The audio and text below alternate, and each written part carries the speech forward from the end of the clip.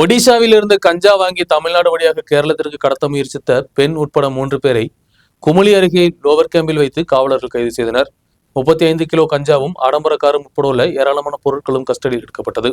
தமிழ்நாடு கேரள எல்லையான குமுளிக்கு அருகில் தேனி மாவட்டத்தில் லோவர் கேம்ப் சோதனை சாவடியில் தான் சம்பவம். கஞ்சா கடத்துவதாக கிடைத்த ரகசிய தகவலை தொடர்ந்து Kumily lower camp circle inspector Surya திலகராணியின் தலைமையில் காவலர்கள் வாகன பரிசோதனை நடத்தி வந்தனர். கம்பம் குமுளி சாலைக்கு வந்த ஒரு ஆடம்பர கார் சந்தேகப்படும் விதத்தில் வந்ததை தொடர்ந்து வாகனத்தை நிறுத்தி பரிசோதனை நடத்தப்பட்டது. வாகனத்தில் இருந்தவர்கள் பேசியதில் குழப்பம் ஏற்பட்டதை தொடர்ந்து நடத்தப்பட்ட பரிசோதனையில் 35 கிலோ கஞ்சா கண்டுபிடிக்கப்பட்டது. மதுரை காமராஜபுரம் பகுதியை சேர்ந்த முனியசாமி, பாலசுப்ரமணியன், செல்வி போன்றவர்கள் தான் கைது செய்யப்பட்டது. ஒடிஷாவில் இருந்து கஞ்சா வாங்கி கேரளத்தில் விற்பனைக்காக கொண்டு வந்தவர்கள் தான் பிடிபட்டது. கடத்துவதற்காக உபயோகித்த காரும் 4 மொபைல் போன்களும் 1,18,000 ரூபாய் பணமும் பிடித்தெடுக்கப்பட்டது. குற்றவாளிகளை குமுளி காவல் நிலையத்தில் கொண்டு சென்று வழக்கு பதிவு செய்து விசாரணை தொடங்கப்பட்டது. கஞ்சா கடத்தலை தடை செய்ய வரும் நாட்களில் எல்லைப்பகுதிகளில் பரிசோதனைகள் தொடரும் என்றும் காவலர்கள் தெரிவித்தனர்.